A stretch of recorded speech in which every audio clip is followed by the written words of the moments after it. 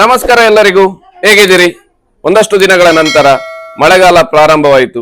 ಪ್ರಾರಂಭ ಆದ್ರೂ ಕೂಡ ಇವತ್ತು ಸ್ವಲ್ಪ ಮಳೆ ಕಡಿಮೆ ಆಗಿದೆ. ಈ ಮಳೆಗಾಲದಲ್ಲಿ ನಮ್ಮ ಹಿರಿಯರು ಒಂದಷ್ಟು ವರ್ಷಗಳಿಂದ ನಡೆದು ಬಂದಂತಹ, ಅವರು ಅನುಸರಿಸಿ ಬಂದಂತಹ ಆಹಾರವನ್ನು ಶೇಖರಣೆಯನ್ನು ಮಾಡಿ, ಉಪ್ಪಿನಲ್ಲಿ ಯಾವ ರೀತಿಯಲ್ಲಿ ಶೇಖರಣೆ ಮಾಡ್ತಾ ಇದ್ರು, ಶೇಖರಣೆ ಮಾಡಿದಂತಹ ಒಂದಷ್ಟು ಪದಾರ್ಥಗಳು, ಒಂದಷ್ಟು ತರಕಾರಿಗಳು, ಒಂದಷ್ಟು ಮಾಂಸಗಳು.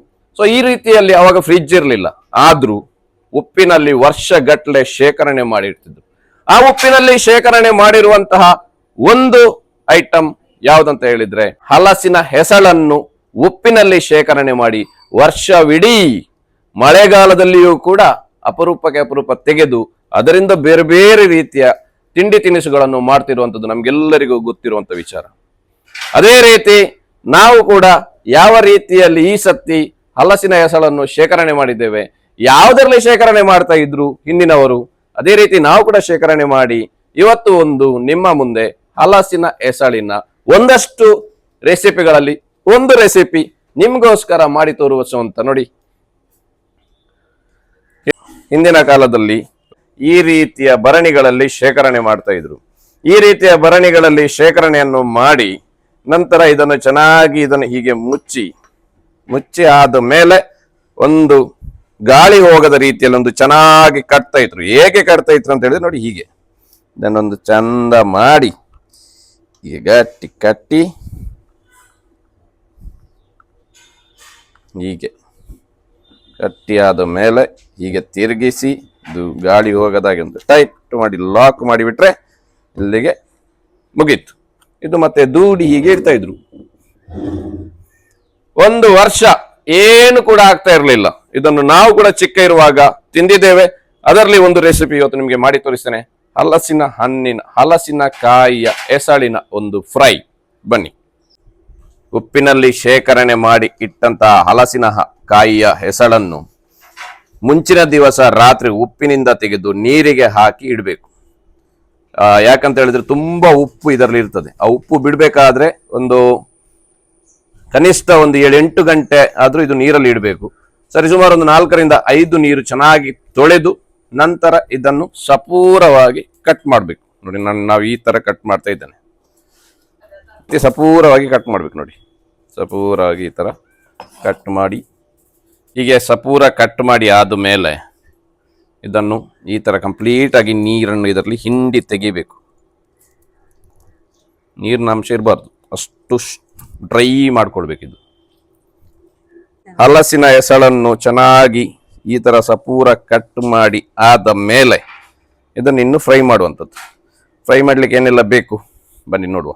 ನೋಡಿ, ನಾನೊಂದು 3 ಚಮಚದಷ್ಟು ನಾನು ಅಕ್ಕಿ ಹುಡಿಯನ್ನು ಇಟ್ಕೊಂಡಿದ್ದೇನೆ. ಈ ತರ 1 ಚಿಟಿಕೆಯಷ್ಟು ಅರಶಿನ ಹುಡಿ, ಖಾರ ಎಷ್ಟು ಬೇಕು ಅಷ್ಟು ಮೆಣಸಿನ ಹುಡಿಯನ್ನು ಇದಕ್ಕೆ ಸೇರಿಸುವಂಥದ್ದು. ಇದನ್ನು ಚೆನ್ನಾಗಿ ಈ ತರ ಮಿಕ್ಸ್ ಮಾಡುವಂಥದ್ದು.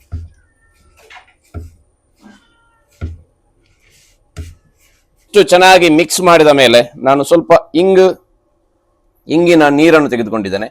ಈ ಇಂಗನ್ನು ನೀರು ಮಾಡಿ ಇದಕ್ಕೆ ಸೇರಿಸುವಂಥದ್ದು. ಸೇರಿಸಿ ಚೆನ್ನಾಗಿ ಮಿಕ್ಸ್ ಮಾಡುವಂಥದ್ದು. ಹೀಗೆ ಹಲಸಿನ ಹೆಸಳನ್ನು ಫ್ರೈ ಮಾಡಲಿಕ್ಕೆ ನೋಡಿ, ಮಣ್ಣಿನ ಮಡಿಕೆ ಮತ್ತು ನ್ಯಾಚುರಲ್ ಆಗಿರುವಂತಹ ಬೆಂಕಿ ಒಲೆಯಲ್ಲಿ 1.5 ದೊಡ್ಡ ಚಮಚದಲ್ಲಿ ತೆಂಗಿನ ಎಣ್ಣೆಯನ್ನು ತೆಗೆದುಕೊಂಡಿದ್ದೇನೆ. ತೆಂಗಿನ ಎಣ್ಣೆ ಇದಕ್ಕೆ ಸ್ವಲ್ಪ ಜಾಸ್ತಿ ಬೇಕು. ಯಾಕಂತ ಹೇಳಿದ್ರೆ ಫ್ರೈ ಮಾಡ್ಲಿಕ್ಕೆ ಇರುವುದರಿಂದ ಸ್ವಲ್ಪ ತೆಂಗಿನ ಎಣ್ಣೆ ಜಾಸ್ತಿ ಬೇಕು.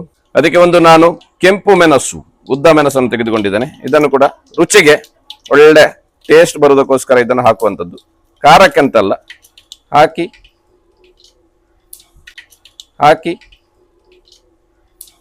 ಸ್ವಲ್ಪ ಬೇವು ಸೊಪ್ಪನ್ನು ಕೂಡ ಇವಾಗಲೇ ಹಾಕುವಂಥದ್ದು.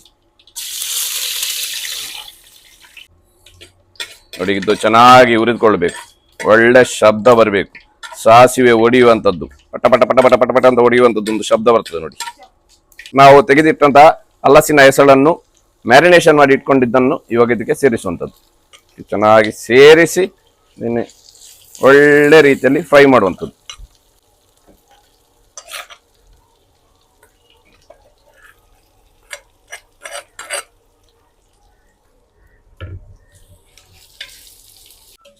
ಉಪ್ಪಿನಲ್ಲಿ ಶೇಖರಣೆ ಮಾಡಿದ ಹಲಸಿನ ಹೆಸಳಿನ ಒಂದು ಫ್ರೈ. ಸೊ ಇಷ್ಟು ಇವಾಗ ಫ್ರೈ ಆಗಿದೆ. ಇದರಲ್ಲಿ ಬೇರೆ ಬೇರೆ ರೀತಿಯಲ್ಲಿ ಬೇರೆ ಬೇರೆ ವಿಧಾನದಲ್ಲಿಯೂ ಕೂಡ ಮಾಡ್ತಾರೆ. ಎಲ್ಲಾ ರೆಸಿಪಿಗಳಲ್ಲಿ ಇದು ಒಂದು ರೆಸಿಪಿ. ಇದೊಂದು ಟೇಸ್ಟ್ ಮಾಡುವ. ನೋಡಿ ಹೇಗೆ ಬಂದಿದೆ ನೋಡಿ. ಸೂಪರ್ ಅಂದ್ರೆ ಸೂಪರ್. ಬಾಯಲ್ಲಿ ನೀರು ಬರ್ತಾ ಉಂಟು ಈಗಲೇ. ಒಂದು ಟೇಸ್ಟ್ ಮಾಡುವ ನೋಡಿ. ಹಲಸಿನ ಹಣ್ಣಿನ ಹೆಸಳಿನ ಒಂದು ಫ್ರೈ, ಅದು ಕೂಡ ಉಪ್ಪಿನಲ್ಲಿ ಶೇಖರಣೆ ಮಾಡಿದ್ದು. ಆ ಕಡೆಯಿಂದ ಡೀಪ್ ಫ್ರೈ ಕೂಡ ಅಲ್ಲ, ಈ ಕಡೆಯಿಂದ ಮೆದು ಕೂಡ ಅಲ್ಲ. ತಿನ್ಲಿಕ್ಕೆ ಮಾತ್ರ ಸೂಪರ್ ಆಗಿ ಬರ್ತದೆ. ತುಂಬಾ ಚೆನ್ನಾಗಿ ಬಂದಿದೆ, ಅಲ್ಟಿಮೇಟ್ ಆಗಿ ಬಂದಿದೆ.